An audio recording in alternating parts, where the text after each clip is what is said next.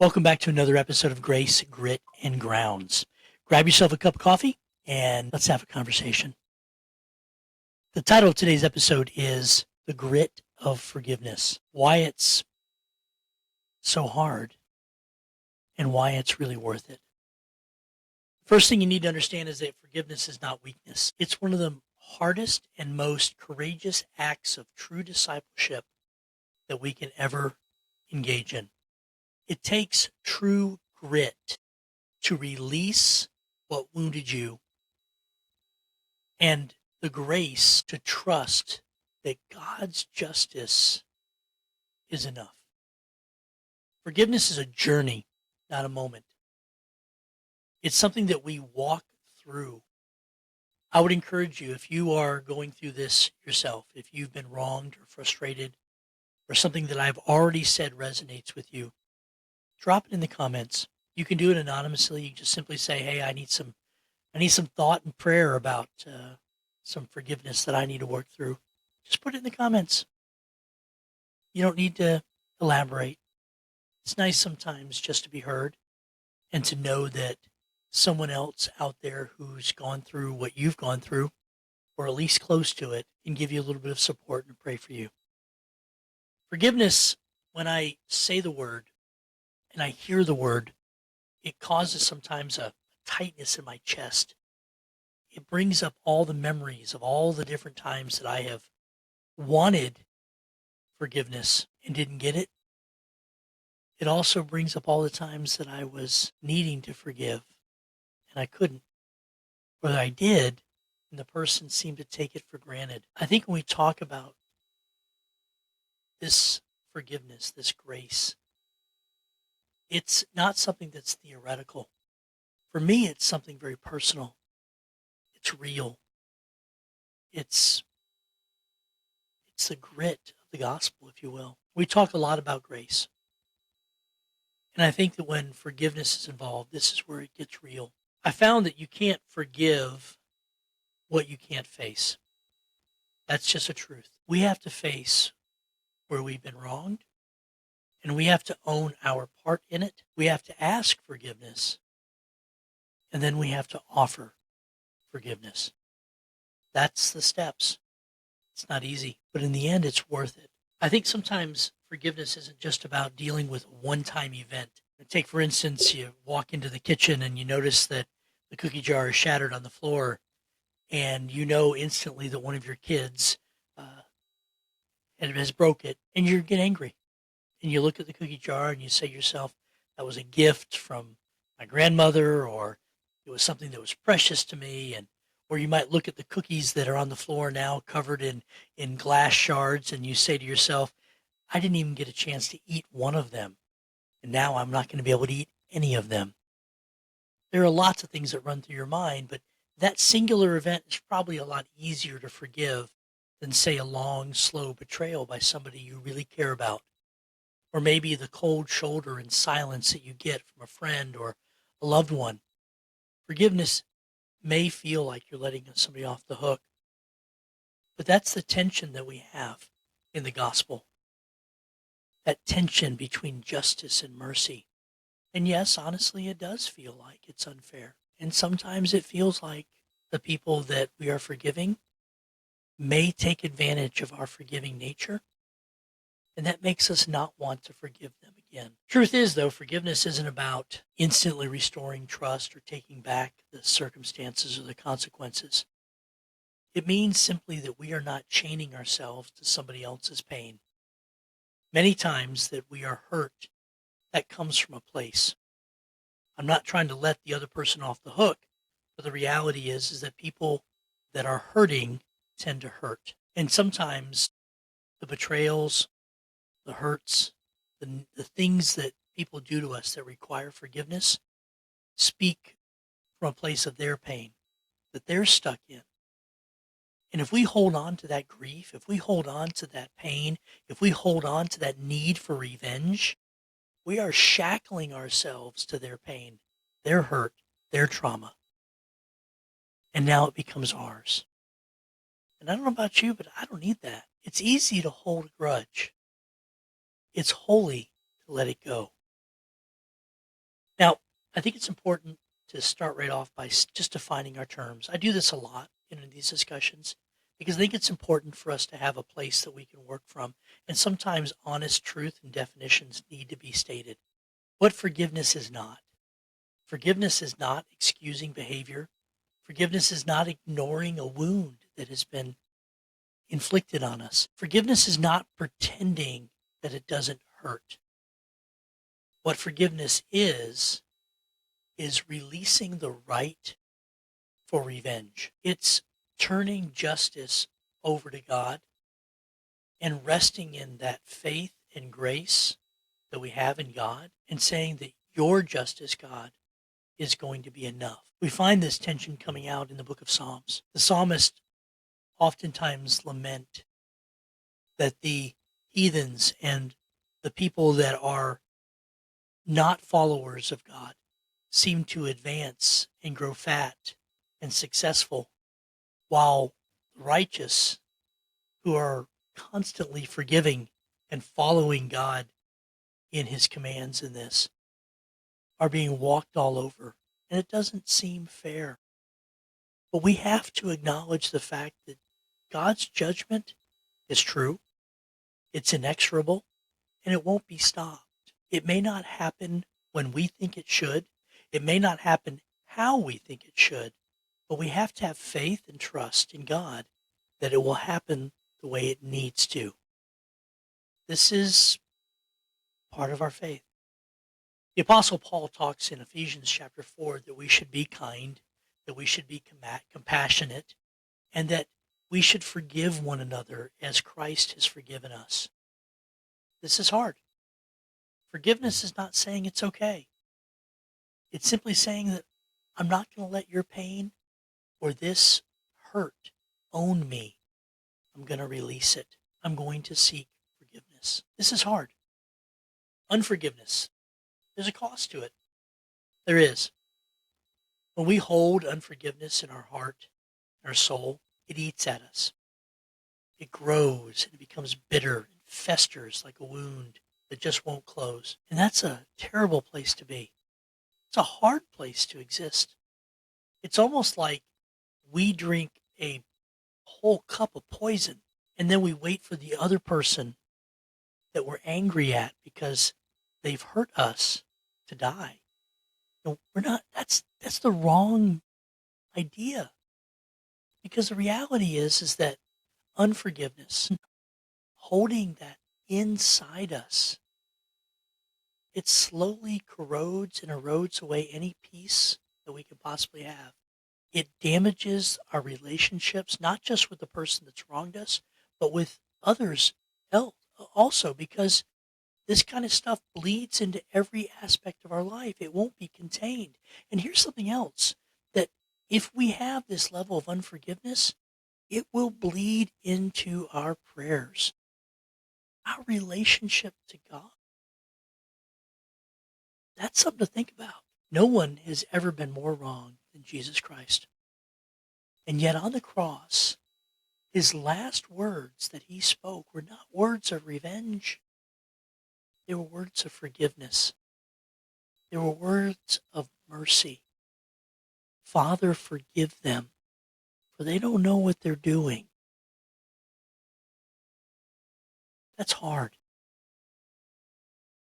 I know some people look at that as weakness.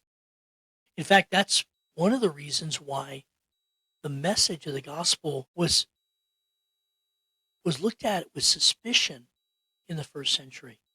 They looked at what Jesus did on the cross and they looked at it as foolishness, as weakness personified. But I think it's our greatest strength. To be able to forgive is to release that anger, that frustration that's within us, and allows us to move into a place of health and happiness. It's not softness. It's a level of supernatural strength and grit that our enemies can't possibly comprehend. Forgiveness is not about pretending that it didn't hurt. It's about trusting God. Even for Jesus on the cross, when he was forgiving us, forgiving the ones that actually pounded the nails into his hands, forgiving the ones that held him there on the cross, he was trusting that God would bring the resurrection after the crucifixion. I've thought about that quite a bit. I don't know if I can fully understand what what Jesus meant when he quoted that passage from the book of Psalms where he said, my God, why have you forsaken me?" He said the words, "Eloi, Eloi, sabachthani," my God. In fact, the people that were standing and around the cross thought that he was calling out to Elijah. They misunderstood. Now, I don't think that's because his words were hard to understand. I think it was because he was so beaten and battered that he was speaking through lips that were broken. That's hard. But when he said those words, it impacted the universe. I don't understand what it meant for one of the members of the Trinity who before time began and up to that moment had always been connected to the other members of the Trinity to suddenly not be. I don't even know if that's what that meant when he said, my God, why have you forsaken me?" And I've read a lot of theologians that have tried to explain this. I don't think anybody can, because none of us can understand what that's like, because there is no way for us to understand what it was like for God to forsake God, forsake himself. It's not like he had a piece of himself cut off. It's not like his gallbladder was removed or something innocuous like that. This was something so much deeper, so much stronger, so much more than anything we can understand. But this is what forgiveness means. This is what it looks like. When Jesus did that on the cross, he wasn't pretending that all the pain wasn't real. He was leaning into the promise of what that sacrifice meant and what forgiveness would be like for us. For God so loved the world that he gave his only begotten Son. That's a powerful statement. I have some practical steps. I've mentioned them before. I want to drill down a little bit on this because I know some of you are probably sitting there thinking, how can I forgive? Al, you don't know what's been done to me. And I don't. I can't begin to imagine. I've had people in my office that have wept in tears as they recount the wrong that has been done to them and then tried to discuss the steps of forgiving, but been unable to take that step forward. It's hard. I mentioned that we can't forgive what we can't face. And I think that's where it begins. We need to pray for discernment and for a level of self-honesty that we can truly understand what's happened before we can find that place of healing. That's step one. We pray. We pray for the honest reflection of the hurt that we've had. This may take some time because the answer may not come in a flash. It may be something you have to wrestle with. The next step is to name the hurt, not just the person. It's easy to say that Billy Bob hurt me. You need to go a step further and say, Billy Bob may have hurt me, but this is how he did it, or this is how she did it. And then we have to remember step three, that forgiveness is a process. It's not an event. I've written about, and I think I've talked about on this podcast in the past, that I've gone through this numerous times. And one particular event that took me years to forgive was I had to forgive my mother for a pain that she caused in my early childhood that I don't even know if she realized fully. And I don't know to this day, she's since passed away. I don't know if she fully understands what and how she hurt me. I never really brought it up to her. I never really defined it to her. I defined it to myself, and then I begged God to give me the strength to forgive her. And then I released it. It took me several months. I want to say 6, 7, maybe even as many as 10 months. I don't know. It was a long time. And when I was finally able to get up in the morning, and I did this every morning, I would get up in the morning. The first thing I would do is I would pray, Lord, help me to find the strength to forgive my mother today. I knew that I had gotten to the spot where I was able to forgive when I woke up and I didn't have to pray that prayer anymore.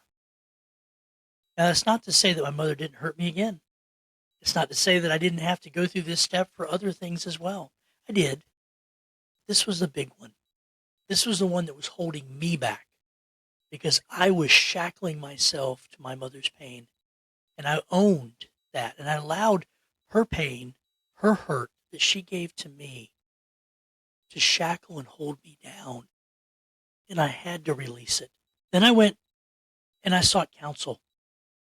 This is step number 5 after you released it in prayer. And I sought godly counsel from a godly pastor where I poured out my pain, my hurt, my frustration, and my desire to release it. And when I was able to release it, I began to recognize that I had hurt my mother too. And the final step, step number 6, is going to the person that's wronged you after you've forgiven them and ask their forgiveness. You don't need to go into detail. Just say, hey, I've been holding some things against you and I need to ask your forgiveness. I think I've wronged you. And you may know where you did. You may not know where you've wronged them. But tell them that you are asking their forgiveness. That's the final step. When we ask someone else to forgive us, we package all of that anger, frustration, and unforgiveness that we have into this nasty, goopy ball, and we just hand it off. We're not going to own this anymore. Whether that person forgives you or not, that's on them. You can't force somebody to forgive you. You can't guilt somebody into forgiving you. And whether or not they forgive you, not relevant. The act of forgiveness, the final act of forgiveness, is giving it away, owning what you own, and give away what doesn't belong to you, and finding freedom in that forgiveness.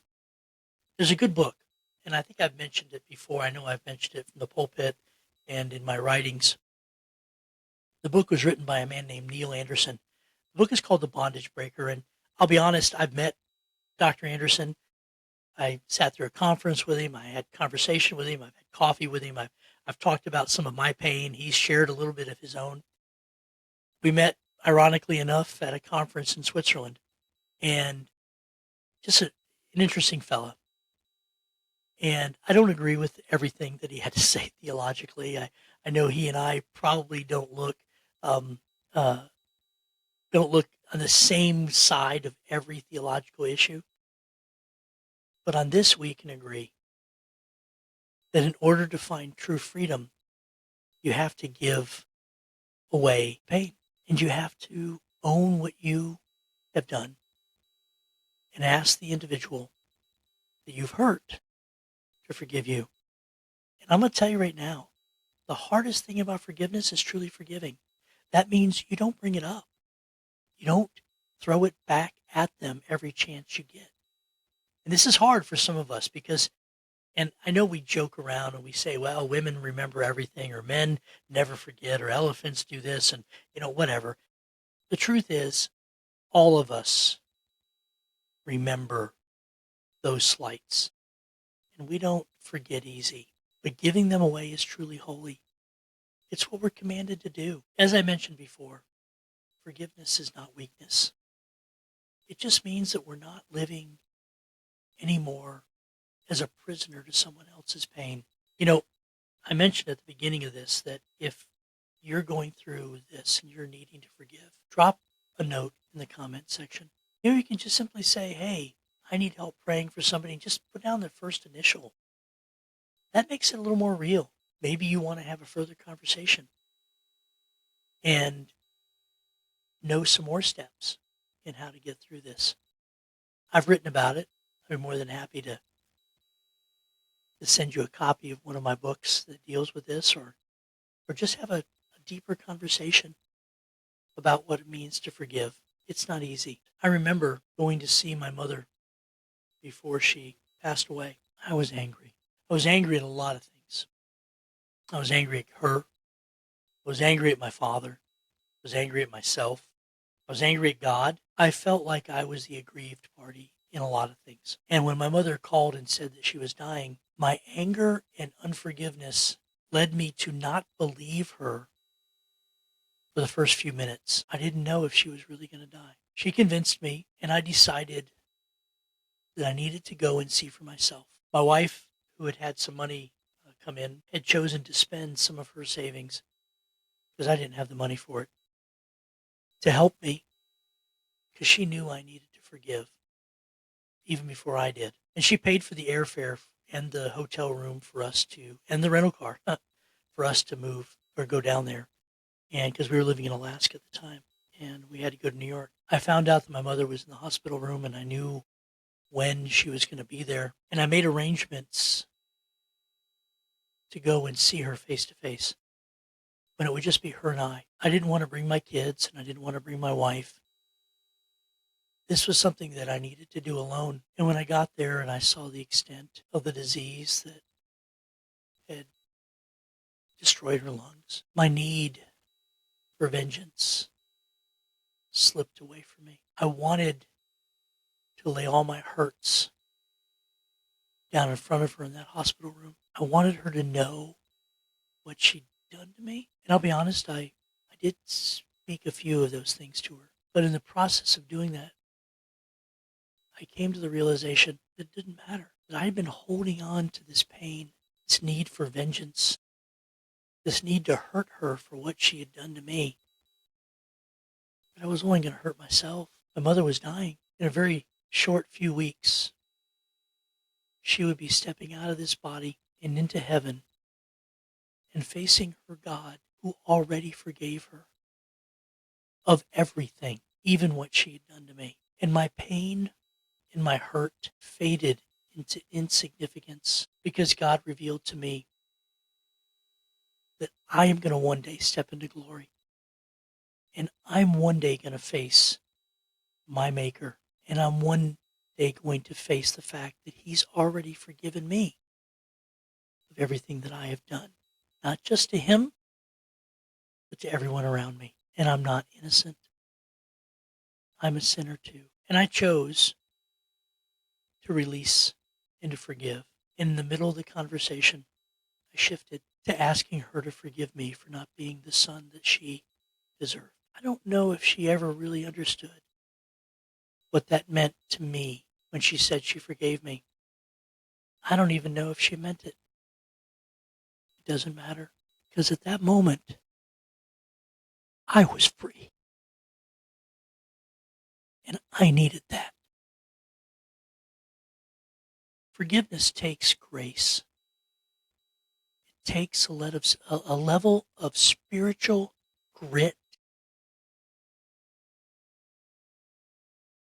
Forgiveness isn't a feeling, it's a decision. And when you finally release it, the weight lifts off of you, and true peace and true healing can really begin. Coming to the end of our time, I know this isn't the end of the topic. I know many of you are where I am and where I've been and understand what I've said. Some of you may be still struggling through this. If anything that I've said today resonates with you, I would encourage you to hit subscribe, to follow this podcast, maybe even hit that little notification bell that lets you know when the next episode is available. Maybe send this link to a friend. Maybe this is the catalyst you need that starts a conversation that leads to forgiveness, healing, and a level of release and peace that you've never known. Wherever you are, just remember that God loves you. And if God can forgive you, least we can do is to forgive others. Till next time, I would encourage you Keep the coffee hot.